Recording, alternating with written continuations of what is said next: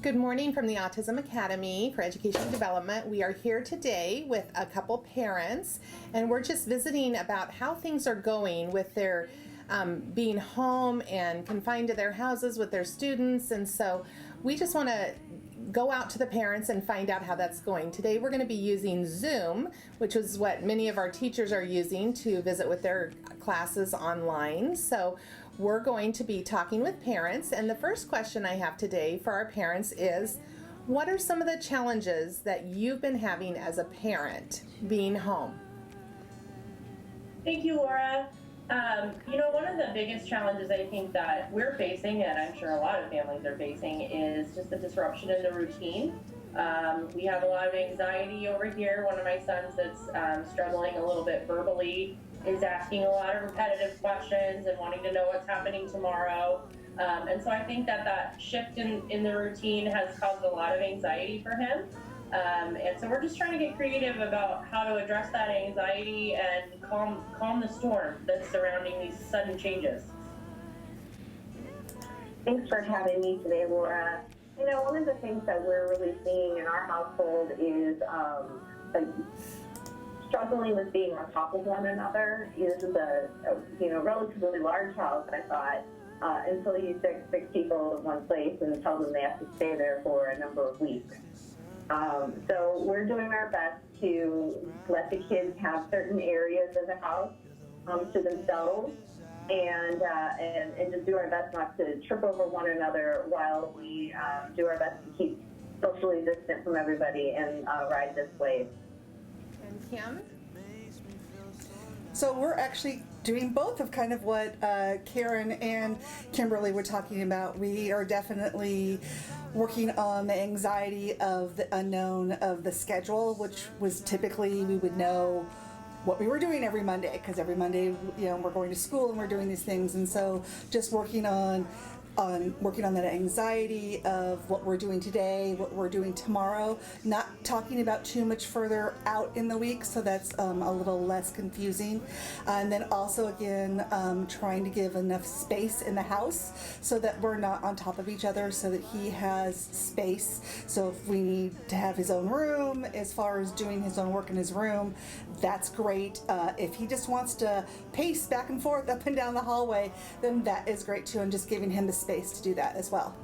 Okay, thank you. How has communication been with Autism Academy teachers and staff, and how have you felt supported by the videos? Well, communication with our teachers has been excellent. I've gotten multiple emails and some phone calls making sure that we have everything we need. The videos have been an amazing supplemental resource to pull in, and I love that we can use them at our discretion. So when we find time for PE or when we find time for music, that we can utilize those videos, in those moments. And so it's given me a lot of flexibility, the ability to jump into classrooms. It has just been amazing. Awesome. So we're going to echo the exact same thing Kimberly said. We've heard from our teachers via telephone and via the Microsoft Teams app and email, and they're extraordinarily responsive and very, very thoughtful in their suggestions in ways that we can support the kids in the lessons that they're doing on a daily basis. And the videos, again, are just a wonderful supplement that we can do when the kids are ready. So if they need to take a break and they need to move, then they're happy to go view Mr. Marquise's video on PE that day. And they like the ability to pick and choose when they do it during the day. And so we're really grateful for those videos. Okay.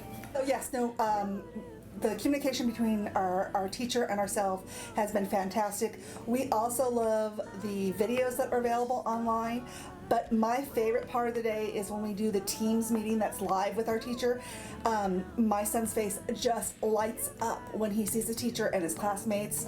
So that interactive classes that we do daily are wonderful and fantastic. So that is my absolute favorite part of what has been going on, is just seeing his face light up when he sees his teachers and classmates. That's awesome. And I'll just go right back to you for the next one, and then we'll finish out. Is what advice do you have for other parents, or maybe a survival technique that you would give them that you've used since this has started? I would say the biggest one that we've used is giving breaks in space. There isn't the need to do everything in like 5 hours. You're going to sit for 5 hours straight. Like if it means that you do a half hour and take a 20-minute break, Right. or if you do an hour and take a 20-minute break. Also including some physical activity throughout the day a couple times. I would have to say the happiest person in our house is our dog, Jessie, because we do walk every day as a family, at least once a day. We typically do it first thing in the morning and then sometimes in the afternoon. Just getting outside, getting some fresh air, getting some exercise, and then being able to then sit down and focus and work and doing our work that way. Awesome. Great advice. And Karen, what would you say has been like a survival technique or some advice for a parent?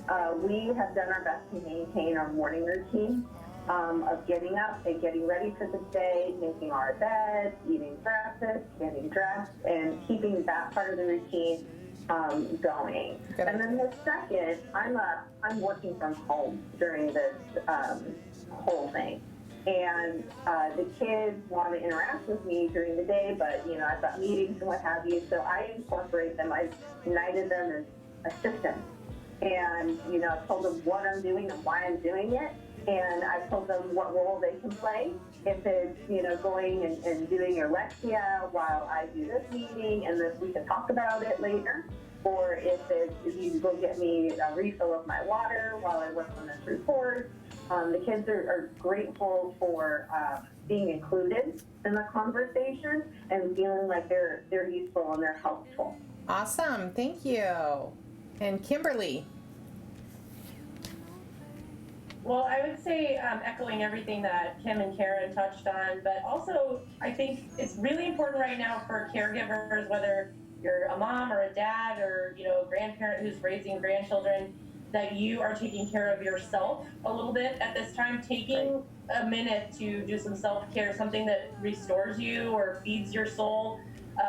And just like it's important for us to give our kids space and that place to kind of retreat to, we need to think of that for ourselves as well. And so I think for me, it's been finding new ways to practice self-care and taking the pressure off to make it this big deal or this long drawn out thing, but really giving myself the space to just do something really quick that puts me in a better mood or gives me a little bit of energy.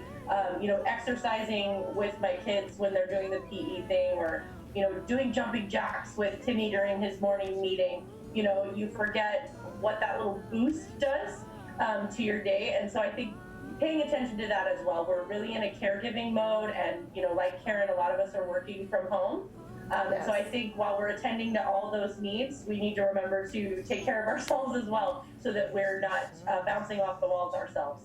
I agree. Great advice. Thank you, all three of you. Thank you for being on today and just helping our parents and giving them some ideas. And I just want to say also that as the weeks progress, we have videos that are online, and we have all of our experts that are coming to you, giving you helpful tips and hints and how to structure your routine, or just a lot of ideas. Please don't feel like you have to use all of them, but take what will work for your family and use it. Thanks for joining us.